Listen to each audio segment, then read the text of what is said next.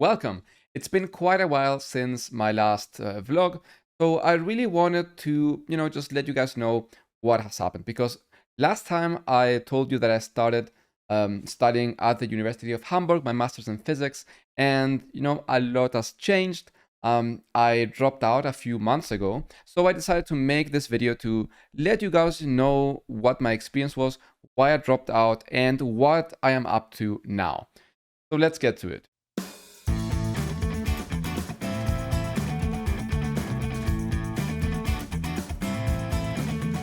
My experience during my first semester, it was actually really positive.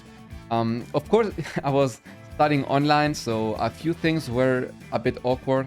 So the lectures were, of course, done online because of the pandemic.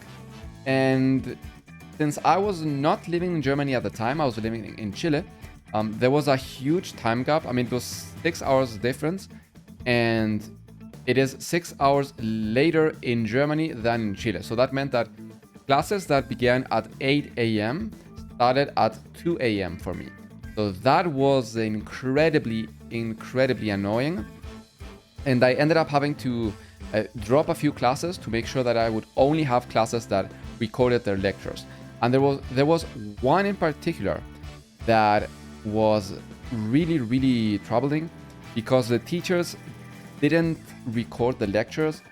I mean, they started doing it and eventually they stopped because Germany has some incredibly crazy regulations about privacy. So I think someone spoke once and they had to delete like everything, and it was really annoying for me. But either way, the classes that I took, just a reminder, were string theory, physics of the standard model, and a course about astronomy and astrophysics that was supposed to be for people who are not physicists, but it wasn't aimed at physicists. But the masters in Hamburg required you to take 2 courses on other topics, basically on subjects that were not really for the masters itself. So there were a few options. I didn't really like any of them, so I ended up choosing this one because I didn't really have any course on astronomy or astrophysics during my undergraduate course. So I found that, maybe I could learn some more. And then I had a course on astroparticle physics, which I honestly despised. I ended up, I think, not taking the exam that semester and left it for the other one, because honestly I couldn't really bear.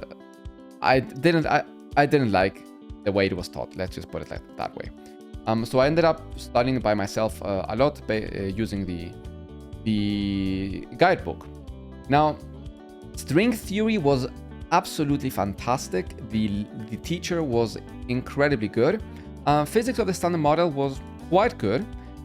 Astronomy and astrophysics was very interesting. However, I have no idea what other students did, because that course, if you were not a physicist or studying physics or mathematics or something, it required quite a bit of, I mean, not super advanced calculations, but definitely a fair amount of calculus and physics knowledge. And if that is the only physics course that you have, like if you're studying history and you just wanted to learn a little bit about physics, I have no idea how you would have gotten through that course. So yeah, the design was not very good there. And as I mentioned, astroparticle physics was not really my thing there. And it was very interesting to note that the German system for evaluating tests is incredibly different than the one that I was used to in Chile. In Chile, what we do is we have, of course, there is a variation. It depends on the lecturer, it depends on the course itself, whether it's a graduate level course or an undergraduate level course. But in general, there's like 2 to 3 tests a semester, and then there's a final exam. If it was like a very dense course and there was still topics missing that you hadn't evaluated before, the exam was kind of just a 4th test. But if you did manage to go through the entirety of the topics, then the exam was simply a review, and if you had a good enough grade before, you could just, not take the exam. And that was honestly amazing. You could end the semester a bit earlier and focus on whatever exams you did have to take. So that was very nice. And it also ensured that you have to be constantly studying, right? You have tests every month, so, it was quite decent. And it wasn't really that much either. Some teachers did give you a bit more assignment, so it could get maybe a bit more stressful sometimes. But I really like that format. And then in Germany, you only have the final exam and nothing else. Sometimes some lecturers give you assignments, maybe weekly, bi-weekly. That was the case in astronomy and astrophysics. But still, if you are not disciplined, it's very dangerous, right? Because the Chilean system requires you to be constantly paying attention. But in the German way, if you I don't know, you get lazy or say, no, I'm just gonna do it the last week, then you're gonna have incredibly stressful times there.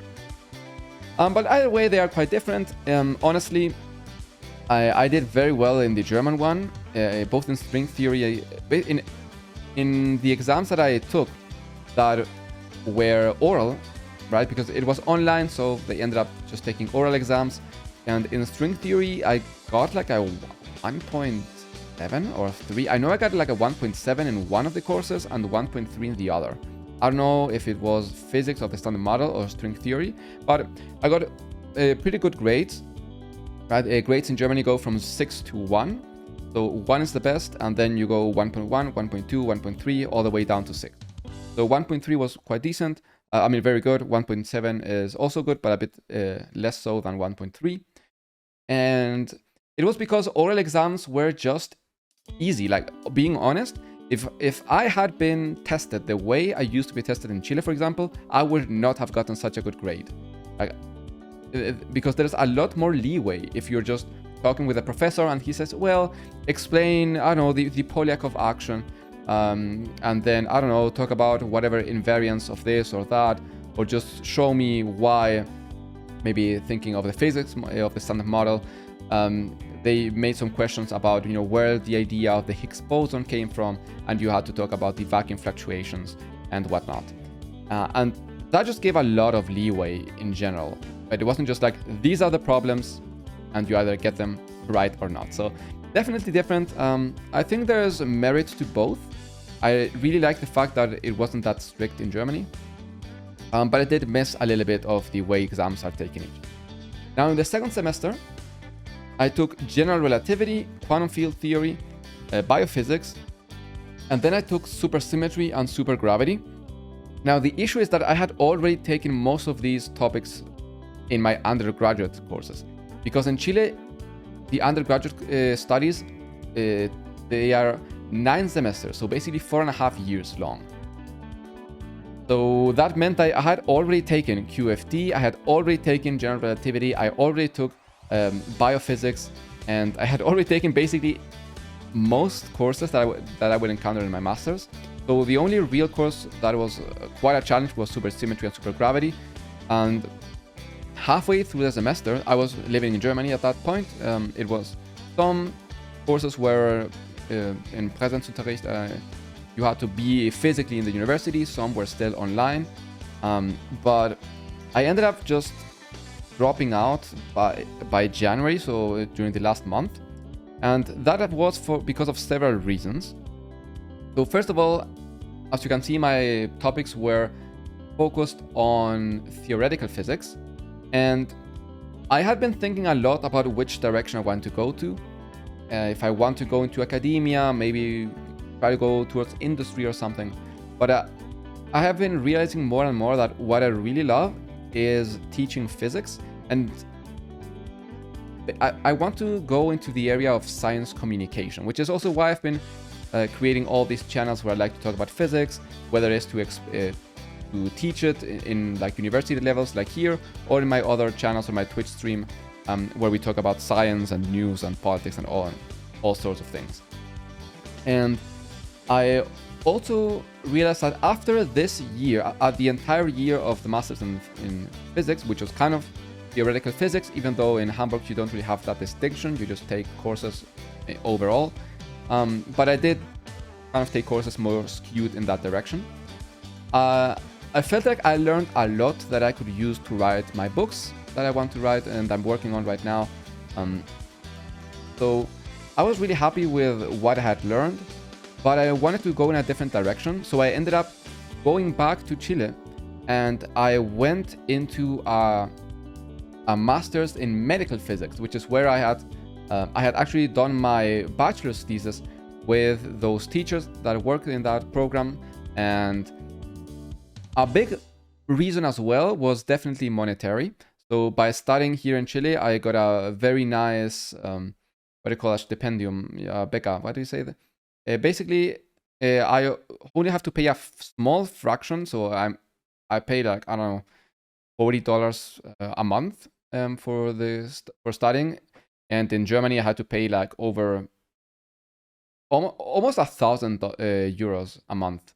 Ended up between the apartment and health insurance and whatnot, and here in Chile I already have that, so it ended up being a lot cheaper for me, which was very good, because I feel like I'm going into the masters just to learn more so that I can then become a better science communicator. But I don't think that the title of masters in physics or masters in medical physics is going to be particularly useful to me, because I don't think I'm going to go into any sort of very traditional route. And at most, it might look good on a book, like, oh yeah, author has a master's or PhD if I end up going for it. So I really like the fact that monetarily it is simpler. Right? I can focus more, spend more on my setup and just working on my project, pay an editor to check out my book later and things like that. And I also have much more time flexibility in this master's program that I did in Germany. So in Germany, I feel like I was much more bound. Here, I have much more time and more resources at the university, which is I want to now start working with them to get you guys a few videos on experiments, for example, just videos on, I don't know, on the Zeeman effect or the Michelson-Morley experiment or the Franks-Hertz experiment, and just get some good animations in there, just show you exactly what it's about, and hopefully help you guys with that. So I feel like I have much more flexibility now. Also, I have much more time on my hands, so I can focus on making these courses. Reading, I've been reading like crazy. I've been writing a lot. By the end of this year, I plan on having 2 books, a novel and a physics book. And I also have 2 more physics books that I am planning. I think there's some pretty good ideas.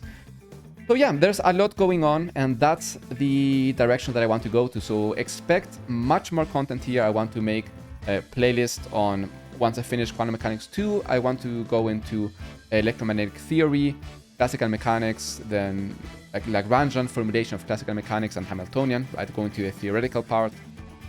Then I don't know if I go straight into QFT or if I should do some other first. I'm not entirely sure.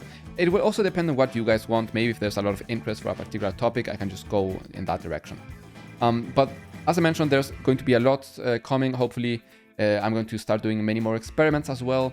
And yeah, so that's basically what's going on here. So yeah, I ended up dropping out of the master's in Germany. I went into a master's in medical physics here in Chile, and that's where I'm at right now. And I'm also live streaming 3 times a week on my channel, which is always linked in the description in case you're interested. I know that this is not really like the context where you usually see live streams, but if you're interested, there's a lot of news, politics, and science going on there too. So I hope I can maybe see some of you every now and then. So yeah, I hope you enjoyed the little update. Let me know if there's any questions, I don't know, and just let me know in the comment section. And as always, if you enjoy the content, make sure to leave a like, comment, and subscribe. It doesn't cost you anything, but it really helps me out a lot. So I'll see you in some other video. Thank you very much for watching.